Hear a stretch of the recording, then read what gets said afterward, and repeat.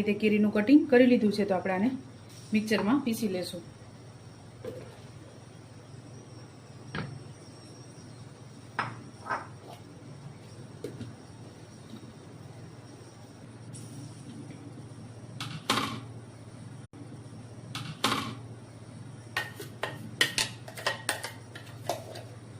આપણે આ રીતે ઘાટો પલ્પ બનાવવાનો છે. આપણામાં પાણી કે બરફ કોઈ વસ્તુ એડ કરવાની નથી.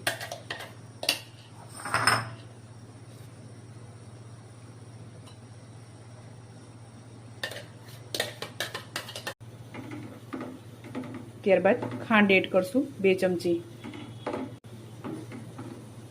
તો અત્યારે આપણે અહીંયા 2 ચમચી ખાંડ એડ કરેલી છે. જરૂર લાગશે તો આપણે ખાંડ એડ કરશું, કારણ કે કેરીની મીઠાશ અને દૂધનો પાવડર એડ કરેલો છે તેમાં પણ મીઠાશ રહેલી હોય છે.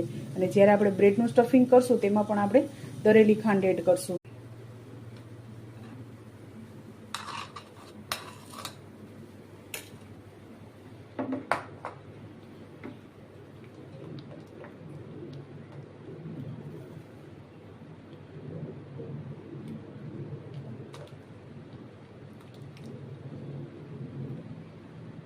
બે મિનિટ જેવું થયું છે, તો હવે આપણે આમાં બ્લેન્ડરની મદદથી પીસી લેશું, જેથી આ કેરીના પલ્પના ગાંઠા છે તે આપણે ભાંગી જશે.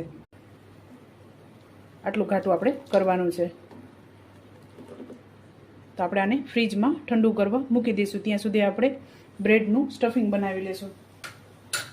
એમાં આપણે દૂધની તાજી મલાઈ લઈ લીધી છે. તેમાં આપણે આ દૂધનો પાવડર એડ કરશું. આપણે 1 ચમચી જેટલો એડ કરેલો છે.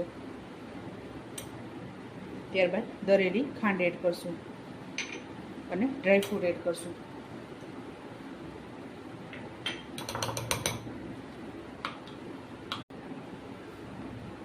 તો આપણે આ ગ્લાસની મદદથી એનું કટિંગ કરી લેશું.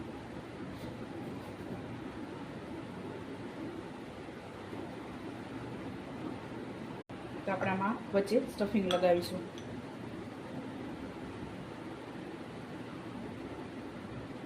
દબાવી દેવાનું છે થોડુંક આપણે. તો આપણે અહીંયા ડીશ તૈયાર કરી લેશું. આ જ રીતે બનાવજો અને મને યાદ કરજો. મારા વિડીયોને લાઈક, શેર અને સબસ્ક્રાઈબ કરવાનું ભૂલતા નહીં. તો ચાલો મળીએ નેક્સ્ટ વિડીયોમાં.